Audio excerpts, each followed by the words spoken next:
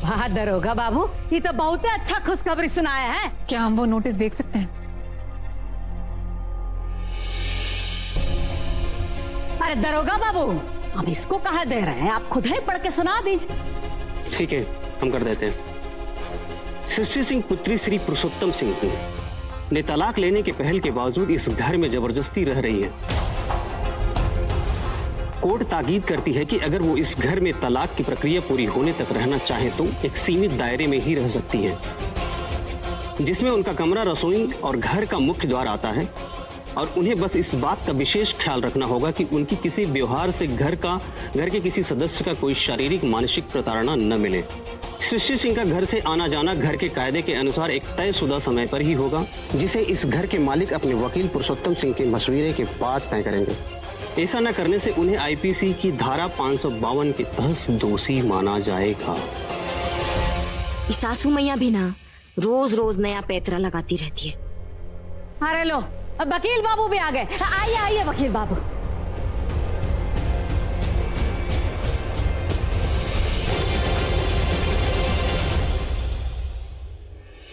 वकील बाबू, नोटिस तो जो है वो आ गया है, लेकिन आगे क्या होगा है? होना क्या है, या तो ये इस घर को छोड़ देंगी और समझदारी दिखाएंगी, या फिर आपके बनाए हुए कायदे कानून के तहत इस घर में एक पेइंग गेस्ट की तरह रहेंगी। पूरा एपिसोड देखिए ZEE5 पर।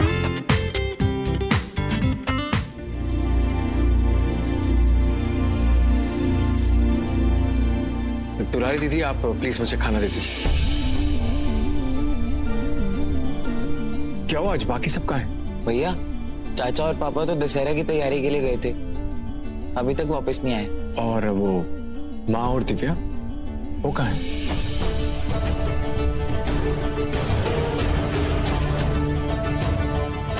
खाना तो खाते जाइए ना। पर हम मना किए थे ना तुमको, हैं? इस घर से बाहर नहीं निकलना, काहे कोशिश करके बाहर जा रही थी? माँ प्लीज, हमारा कोर्स अधूरा रह जाएगा, हमारा कॉलेज जाना बहुत जरूरी है माँ, हम पढ़ाई करना चाहते हैं। अब तेल पीने गया तुम्हारा पढ़ाई। देखो, अब इस घर से ना तुम्हारा टोली जाएगा, समझी? अरे माँ, ये आप कैसी बातें कर रही हैं?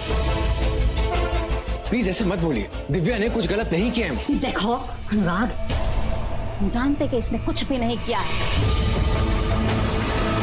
लेकिन बहू रानी के भाई ने तो किया है ना। अरे आज उसने किया है, कल कोई और करेगा। हम ही नौबत ही नहीं आने देना चाहते हैं बस। और ये भी पढ़ाई जो इसका है ना, तुम्हारा और तुम्हारे बाबूजी के जिद की वजह से हम भेज रहे थे। तो क्या हमारा कोनो दिल नहीं है? तुम चलो अंदर। माँ प्लीज। अरे माँ, माँ,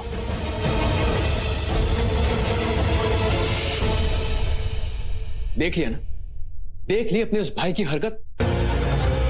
जाओ अब जाके चलाओ गोली।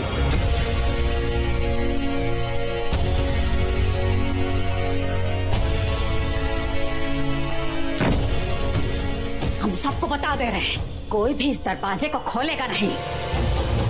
इसका खाना पीना सब कुछ इसी कमरे में होगा, समझे?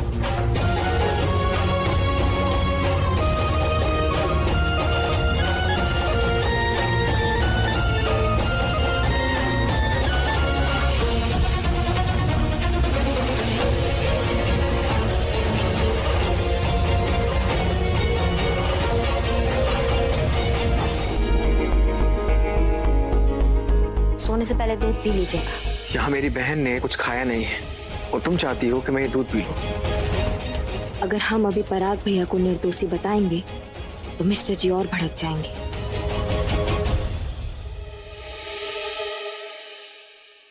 एक बात कहें मिस्टर जी, दिव्या है ना, बहुत किस्मत वाली है जो उसको आप जैसा भाई मिला है। हम मानते हैं कि आपके और हमारे रिश्ते में ना 50 छेड़ हो, लेकिन दिव्या को ना हम अपने से कभी अलग नहीं समझे। हम नहीं जानते आप इस बात को कैसे लेंगे, लेकिन मिस्टर जी, हम दिव्या पे ना इतना सा भी आंच नहीं आने देंगे, फिर चाहे उसके लिए हमें हमारे भाई पे गोली क्यों ना चलाना पड़े।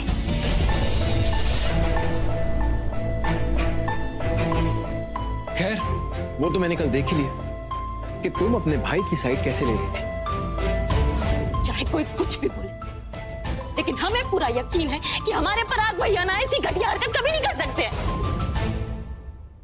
देखो रागिनी, ये जो बड़ी बड़ी बातें हैं ना, ये करना बहुत आसान होता है, लेकिन इन्हें निभा पाना उतना ही मुश्किल।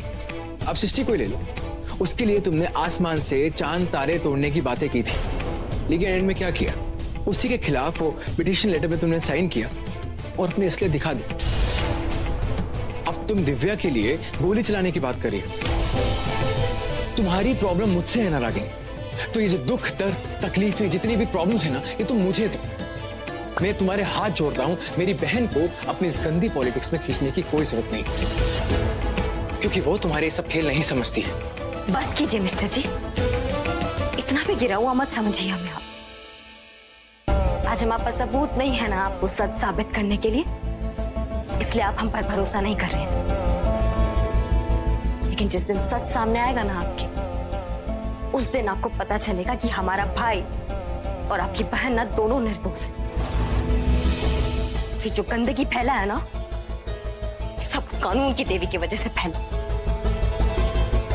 वही तो, एग्जैक्टली, वही तो मैं तब से सोच रहा था कि तुम अभी तक उस पॉइंट पे आई कैसे नहीं, क्योंकि तुम्हारे अकॉर्डिंगली इस दुनिया में कुछ भी गलत होता है ना, तो या तो शेखर ने किया होता है या फिर सृष्टि ने। हो सकता है मिस्टर जी कि हम आपके सामने ना सच कभी ना ला पाए, लेकिन सच में इतना ताकत है कि वो एक ना एक दिन ना अपने आप सामने आता है। और जिस दिन सच आपके सामने आएगा ना, उस दिन आपको इस बात का इतना पछतावा होगा कि आपने हम पे भरोसा काहे नहीं किया। लेकिन उस दिन ना बहुत देर हो चुकी होगी। हम इस घर और इस रिश्ते से ना बहुत दूर जा चुके होंगे। फिर चाहे हमारे बाबूजी हमें गोली मारे या फिर आपको गोली मारे, हम ना पलट के वापस नहीं आएंगे। मैं भगवान से दुआ करूंगा कि ऐसा बहुत जल्दी हो जाए।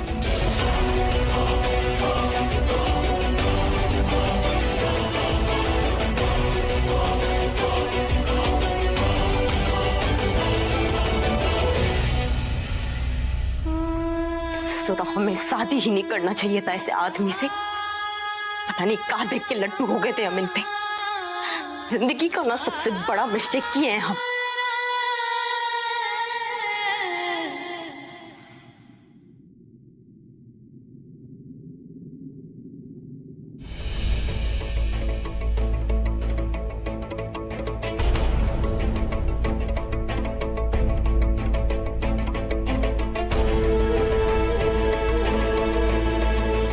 क्या बिलासपुर का नंबर है?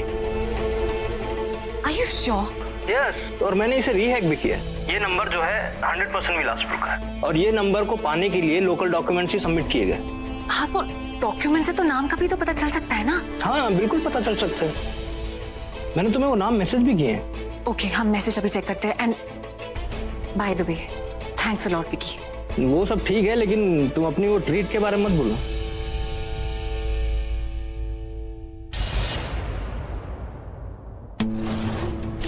निमकी देवी, त्रिपाठी चौराहा, छोटा बाजार, Bilaspur.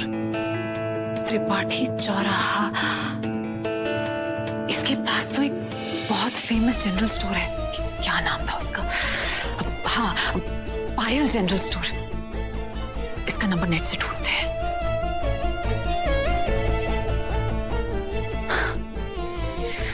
Pick up the phone, pick up the. Hello.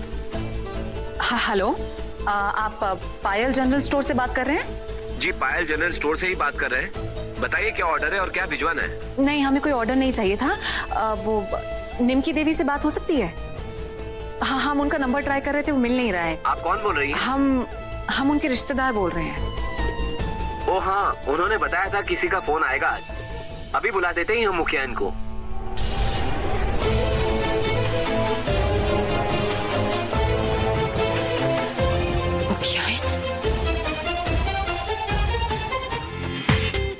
पूरा एपिसोड देखिए ZEE5 पर।